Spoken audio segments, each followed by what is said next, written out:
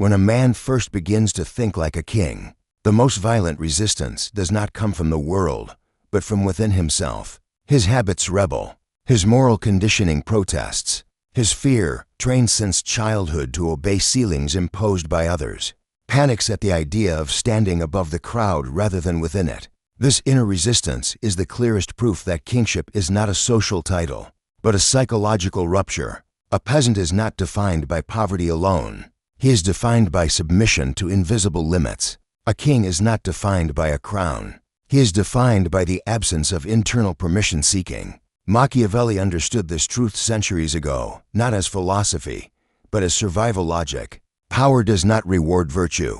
It rewards clarity, decisiveness, and the ability to see the world as it is, not as it is preached to be. The peasant mind is trained to believe that life is a fair system overseen by moral accountants. Work hard, be good, obey rules, and reward will arrive.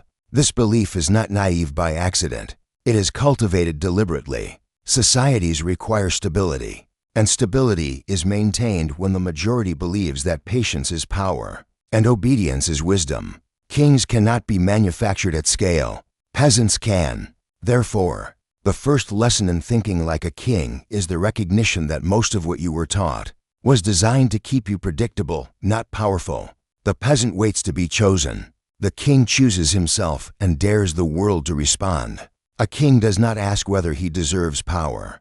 That question alone disqualifies most men. Deserving is a moral concept. Power is a practical one. History does not ask who was most ethical. It remembers who prevailed. Machiavelli observed rulers who were cruel yet stable, deceptive yet admired, feared yet obeyed. He concluded something uncomfortable. People do not follow goodness. They follow strength dressed convincingly enough to appear legitimate. The peasant recoils at this truth because it threatens his moral self-image. The king accepts it because he understands that morality without leverage is decoration. From childhood, the peasant is trained to externalize authority. Parents, teachers, bosses, laws, traditions, trends, and eventually public opinion become the invisible masters shaping his choices. He asks, often unconsciously, "Is this allowed?"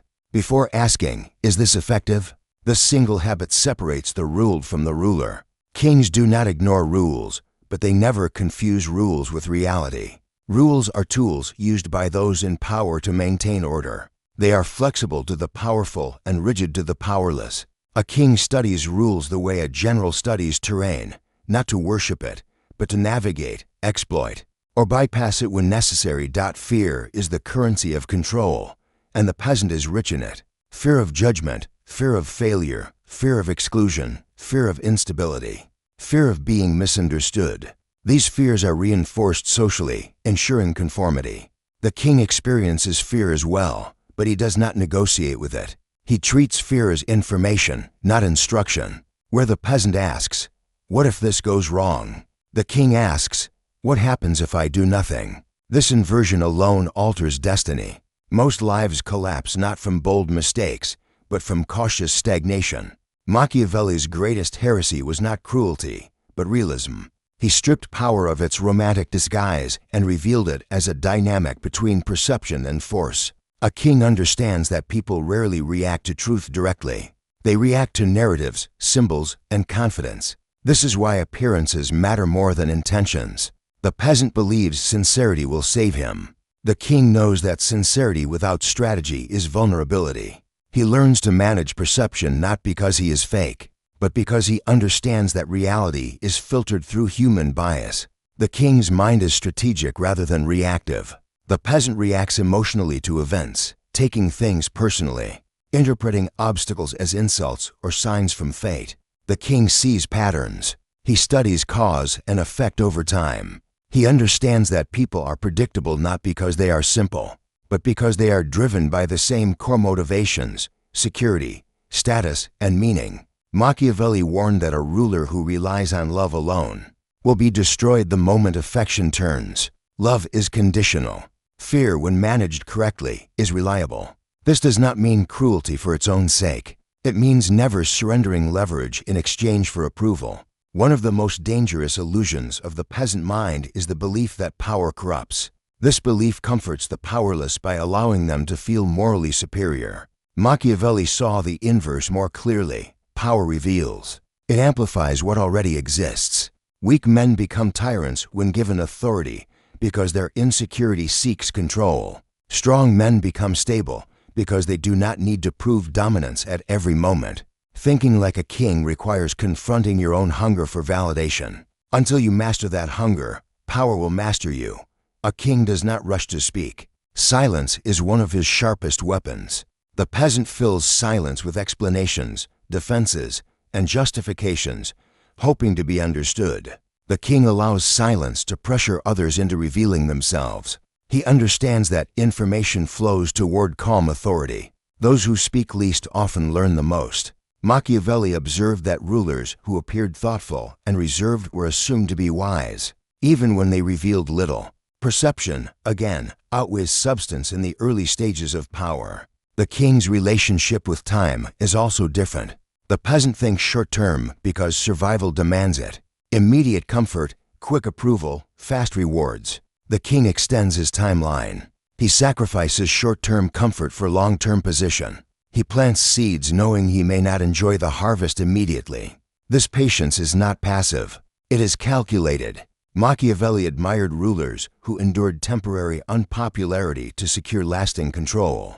The crowd sees only the moment. The king sees the arc. Thinking like a king also means accepting loneliness. Power isolates. The higher you rise, the fewer people can relate to your perspective. The peasant seeks belonging. The king accepts separation. This does not mean cruelty or detachment from humanity. It means emotional independence. A ruler who needs to be liked cannot make hard decisions. Machiavelli repeatedly warned that leaders destroyed themselves by trying to satisfy everyone. The king understands that displeasing some is the price of direction. The peasant mind clings to consistency. The king embraces adaptability. What worked yesterday may fail tomorrow. Loyalty to outdated strategies is not honor. It is blindness. Machiavelli praised rulers who could change their nature with the times, appearing merciful when useful, ruthless when required, generous when strategic, and frugal when necessary. This fluidity offends moral purists but saves kingdoms. Rigidity feels virtuous. Flexibility wins wars. At the core of kingly thinking lies responsibility without excuse. The peasant blames circumstances, conspiracies, bad luck, or unfair systems. The king assumes responsibility even when events are not his fault. This assumption of responsibility is not guilt. It is power. If everything is someone else's fault, nothing is within your control. Machiavelli admired leaders who absorbed blame publicly while consolidating authority privately. They understood that perception of strength grows when responsibility is owned. A king does not fantasize about justice. He engineers outcomes. He knows that people rarely remember processes, only results. The peasant argues principles. The king delivers stability. This is why flawed rulers often endure, while virtuous idealists collapse. Reality rewards effectiveness. Machiavelli was not advising immorality for pleasure, but competence over illusion. A kingdom ruled by good intentions and weak execution is still a failed kingdom. To think like a king is to see yourself as a force rather than a subject. It is to abandon the need for permission, applause, and moral comfort. It is to understand that power is not evil, but neutrality amplified by will. Those who refuse to learn its mechanics will always be ruled by those who do. Machiavelli did not ask whether this was fair. He asked whether it was true. This first shift is the most painful and the most liberating. Once the illusion of fairness collapses, clarity emerges. You begin to see why certain men rise repeatedly while others remain resentful observers. You begin to recognize how narratives are used to pacify, how fear is disguised as virtue, how obedience is marketed as goodness. The peasant mind recoils from this vision. The king accepts it and begins to move deliberately within it. This is not a call to cruelty, nor a rejection of conscience. It is a rejection of naivete. A king can choose mercy only when he has the capacity for force. A peasant's kindness is often weakness disguised as virtue. Machiavelli respected mercy backed by power, not helpless goodwill. The difference is subtle but absolute. The second stage of thinking like a king begins when a man realizes that power is never given in response to merit, but extracted through positioning. The peasant believes effort is the currency of advancement. He works harder, waits longer, hopes louder. The king understands that effort without leverage is exhaustion disguised as virtue. Machiavelli observed courts filled with diligent men who remained invisible and idle men, who ruled entire regions. The difference was not intelligence or morality, but placement. Power flows toward those who stand where decisions converge, not those who sweat far from influence. The peasant asks, "What should I do?" The king asks, "Where should I stand?" This single shift restructures behavior. Most people drown in activity because they are poorly positioned. They serve systems instead of shaping them. They chase approval from those who gain nothing by granting it. Kings reverse this dynamic. They place themselves near scarcity, scarce skills, scarce access, scarce trust, scarce decisiveness. Wherever scarcity exists, leverage forms. Machiavelli advised rulers to control key gateways rather than micromanage outcomes. Whoever controls access controls negotiation. A king understands hierarchy instinctively. The peasant pretends hierarchy is imaginary or unjust. This denial does not erase hierarchy. It only blinds him to its mechanics. Every group, whether political, corporate, social, or cultural, organizes itself around power gradients. Someone decides. Someone influences. Someone obeys. The king studies these gradients without resentment. He identifies who truly decides, who merely speaks, and who only appears powerful. Machiavelli warned against confusing titles with authority. Many wear crowns without power. Many hold power without crowns. The peasant wastes energy fighting visible enemies. The king watches invisible alliances. Influence rarely announces itself. It moves quietly through favors, obligations, reputation, and fear. A king builds networks before he needs them. The peasant waits until desperation forces him to ask. Machiavelli admired rulers who distributed calculated generosity early, creating silent debts that matured into loyalty. Generosity, when strategic, is investment. When emotional, it is charity. A king never assumes loyalty is permanent. Loyalty is rented, not owned. It lasts only as long as interests align or fear outweighs betrayal. The peasant believes loyalty is moral. He is shocked when it collapses. The king expects erosion and prepares redundancies. Machiavelli repeatedly emphasized that mercenaries and allies are unreliable because their commitment is shallow. A king builds systems that do not collapse when one pillar fails. Redundancy is not paranoia. It is intelligence. Control of narrative is central to kingship. The peasant believes truth will defend itself. The king knows truth must be framed to survive. People do not remember facts. They remember stories that flatter their identity or soothe their fear. Machiavelli instructed rulers to appear virtuous even when acting ruthlessly. This was not hypocrisy for its own sake, but understanding human perception. People judge outcomes emotionally first, rationally later. A king manages the emotional interpretation before the rational debate begins. The peasant exposes his intentions too early. He announces plans, seeks validation, invites interference. The king reveals intentions only when movement is already irreversible. Silence protects strategy. Machiavelli admired leaders who spoke ambiguously, allowing others to project their hopes or fears onto them. This ambiguity created leverage. When people are unsure of your limits, they negotiate cautiously. When they know your entire plan, they resist efficiently. A king understands that enemies are inevitable. The peasant seeks universal acceptance and is destabilized by opposition. The king anticipates resistance and incorporates it into strategy. Machiavelli noted that attempting to avoid enemies often creates weakness. Clear direction always creates friction. A ruler who tries to please all sides ends up trusted by none. The king chooses enemies carefully and ensures they are fragmented, distracted, or dependent. The illusion of fairness dissolves completely at this stage. The peasant still clings to the hope that systems will correct injustice. The king accepts that systems protect themselves. Laws are interpreted by those with authority. Rules bend for insiders and harden for outsiders. Machiavelli did not advise rebellion against systems blindly. He advised understanding who benefits from their existence. Once benefits are clear, pressure points appear. Power is rarely destroyed. It is transferred. A king studies human weakness without contempt. He knows most people are driven by fear of loss rather than desire for gain. This makes them conservative, predictable, and controllable. Machiavelli observed that threats are more motivating than rewards. But excessive threat breeds rebellion. Balance is essential. A king applies pressure subtly, allowing people to believe they are choosing freely while guiding their options. Freedom of choice is often an illusion curated by those in control. The peasant confuses busyness with importance. The king values stillness. He creates space to observe. Observation reveals rhythms. Who speaks when certain people enter a room? Who defers unconsciously?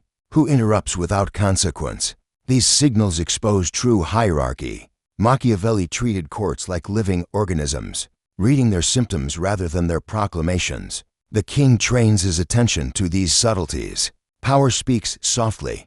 A king also understands timing. Acting too early invites resistance. Acting too late surrenders initiative. The peasant reacts when emotion peaks. The king waits until conditions ripen. Machiavelli praised rulers who appeared patient until a decisive moment, then moved with overwhelming speed. Sudden action destabilizes opponents psychologically. They scramble while the king consolidates. Self-control separates rulers from subjects. The peasant vents frustration publicly, revealing insecurity. The king regulates emotion strictly. Anger is used selectively, displayed when it serves purpose, hidden when it exposes weakness.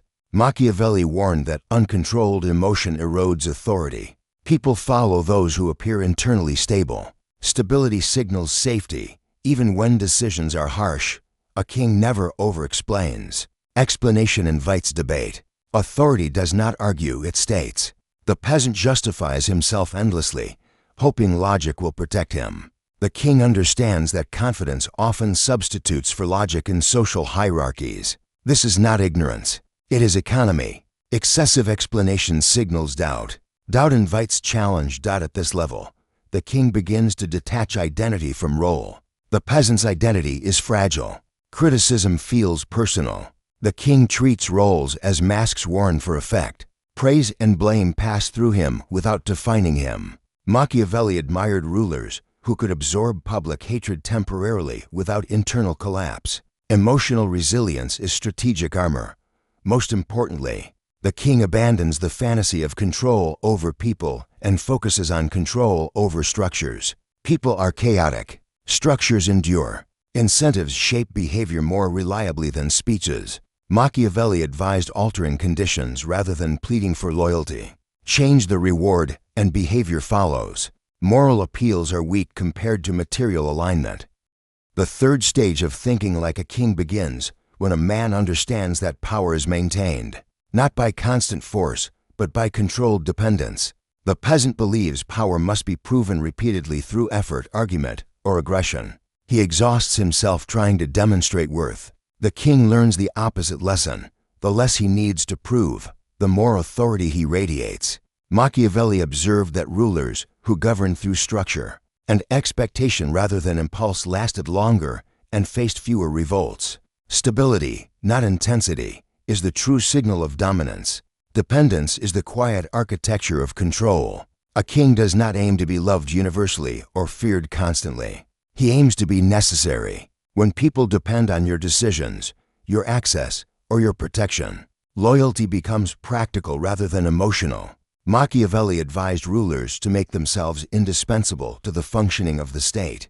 Remove the king, and confusion follows. Replaceable leaders invite replacement. Necessary leaders endure. The peasant tries to be useful through effort. The king becomes useful through scarcity. He limits access to himself, to resources, to decisions. Scarcity increases value. Unlimited availability erodes authority. Machiavelli warned against rulers who were too accessible, too generous, too familiar. Familiarity breeds comfort, and comfort breeds disregard. Distance, when controlled, preserves respect. A king understands that fear, when excessive, creates hatred, and hatred eventually produces rebellion. Fear must be precise, predictable, and restrained. The peasant lashes out emotionally, creating chaos. The king applies consequences consistently. Predictable punishment stabilizes behavior more effectively than unpredictable rage. Machiavelli emphasized that cruelty, if necessary, should be swift and finite, not continuous. Lingering oppression exhausts both ruler and subject. Reputation becomes a fortress at this stage. The king invests heavily in how he is perceived, not through propaganda alone, but through patterns of behavior. People trust what repeats. A ruler known for decisiveness is obeyed faster. One known for hesitation is tested endlessly. Machiavelli understood that reputation precedes presence. Long before a king enters a room, expectations enter first. He shapes those expectations deliberately. The peasant confuses transparency with honesty. The king understands opacity. He reveals enough to appear trustworthy, but never enough to be predictable. Predictability invites exploitation. Machiavelli admired rulers who allowed others to believe they understood them fully, while holding reserves of unpredictability. Controlled mystery creates caution in adversaries and respect in allies. At this stage, the king no longer fights every battle. He chooses which conflicts define him. The peasant responds to every provocation, draining energy and status. The king ignores insults that do not threaten structure. Silence in the face of trivial attacks signals confidence. Machiavelli noted that rulers who reacted to every criticism appeared insecure, while those who remained unmoved elevated themselves above petty disputes. A king also understands the power of delegation. Control does not mean doing everything personally. The peasant hoards tasks to feel important. The king distributes responsibility strategically, allowing others to invest their identity into his success. Machiavelli warned, however, that delegation without oversight breeds betrayal. The king balances trust with verification. He creates competition among subordinates so that no single figure accumulates enough power. To challenge him, the management of elites becomes critical. Masses are moved by emotion. Elites are moved by interest. A peasant leader panders to crowds and ignores power brokers. A king does the opposite.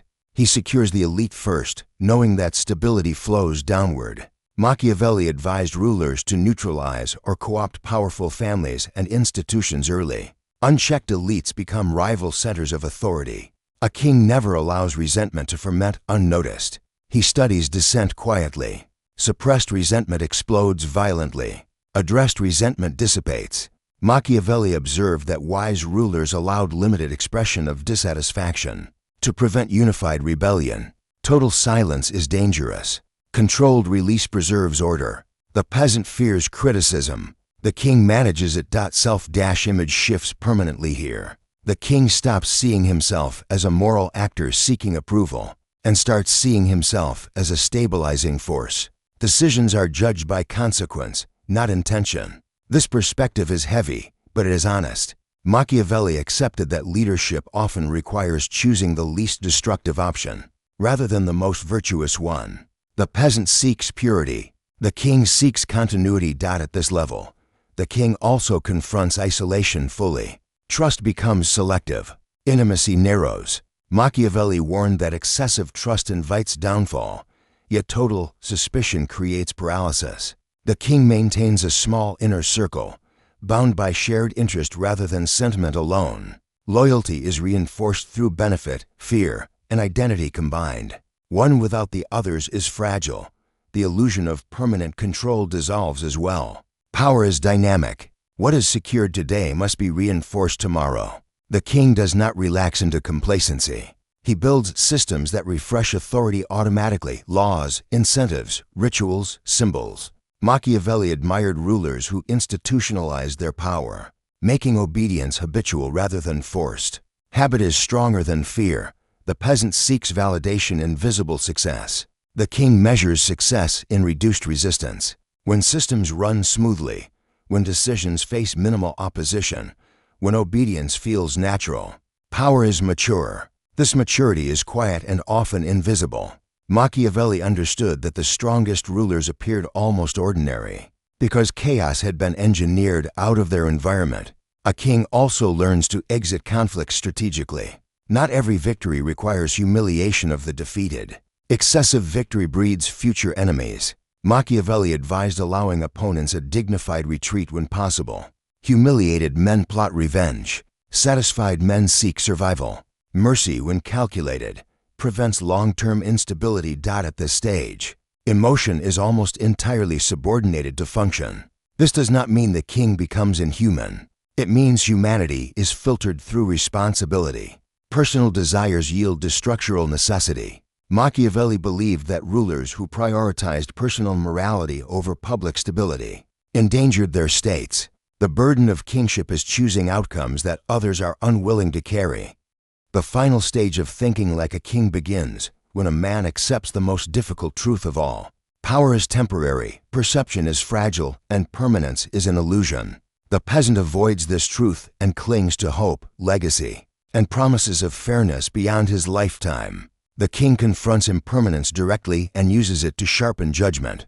Machiavelli understood that rulers fall not because power abandons them suddenly, but because they forget that it can. Complacency, not opposition, is the true executioner of kings. At this stage, the king's focus shifts from acquisition and maintenance to succession and insulation. The peasant lives as if tomorrow will resemble today. The king assumes tomorrow will challenge today. He prepares structures that outlive his direct control. Machiavelli warned that rulers who centralized everything within themselves created brittle systems. When they fell, everything collapsed. Wise kings distribute authority carefully, embedding their influence into institutions, norms, and expectations that persist even in their absence. The king no longer identifies with the throne. Identity attachment is dangerous. When a man becomes the role, he defends his ego rather than the state. The peasant takes attacks personally. The king treats them as signals. Machiavelli admired leaders who could sacrifice personal pride to preserve stability. Pride is expensive. Detachment is economical. A king who can step back sees more clearly than one who must always stand at the center. Legacy becomes a strategic question, not a sentimental one. The peasant wants to be remembered as good. The king wants to be remembered as necessary. Machiavelli did not romanticize legacy. He understood that history is written by survivors, not saints. A ruler's reputation after death depends less on intention than on whether the structure he built continued to function. Chaos erases virtue. Stability preserves memory. At this level, the king understands the cyclical nature of power. Rise, consolidation, decay, replacement. These cycles cannot be eliminated, only delayed and shaped. The peasant denies cycles and is shocked by decline. The king anticipates decay and prepares renewal mechanisms. He rotates elites, refreshes alliances, reforms institutions before collapse forces reform violently. Machiavelli praised rulers who reformed their states proactively, even at the cost of short-term unrest, to avoid catastrophic collapse later. The king also accepts that fear and love are tools, not identities. Earlier stages taught balance. Now balance becomes instinctive. He no longer debates which is better. He applies whichever preserves order in the moment. Machiavelli emphasized adaptability above all virtues. Fixed identity is a liability in a changing world. The king becomes fluid without becoming erratic, consistent without becoming rigid. One of the most misunderstood aspects of kingship is restraint. True power does not express itself fully because it does not need to. The peasant uses every ounce of authority immediately, intoxicated by control. The king withholds. Restraint creates uncertainty. Uncertainty creates caution. Machiavelli observed that rulers who revealed the full extent of their power invited coalitions against them. Those who appeared strong but restrained allowed opponents to underestimate or hesitate. At this stage, the king's relationship with morality is settled. He no longer debates whether actions are good or bad in abstract terms. He evaluates consequences within context. This does not make him immoral. It makes him responsible. Machiavelli never argued that rulers should enjoy cruelty. He argued that rulers must accept moral burden when necessary. The peasant seeks moral comfort. The king accepts moral weight. Isolation deepens here, but so does clarity. The king understands that no one fully shares his perspective. Advisors offer input, not absolution. Responsibility remains singular. Machiavelli warned that rulers who sought emotional relief through confession to advisors often revealed weaknesses that later became leverage against them. The king listens widely, but decides alone. Control of symbols becomes crucial in this final phase. Rituals, ceremonies, language, myths, these elements bind people emotionally to structures. The peasant dismisses symbols as superficial. The king understands they are psychological anchors. Machiavelli observed that states collapse not only when armies fail, but when belief dissolves. Symbols maintain belief. Belief maintains order. The king also learns when to withdraw. There is power in timely exit. Staying too long erodes legitimacy. The peasant clings to position until removal becomes violent. The king senses when presence to stabilize is more than it stabilizes. Machiavelli admired rulers who abdicated strategically or reduced visibility, while retaining influence through proxies. Power does not always sit on the throne. Often it stands just behind it. At this level, the king measures success not in expansion, but in resilience. How well does the system absorb shocks? How quickly does order restore itself after disruption? The peasant celebrates growth. The king prioritizes survival. Growth without resilience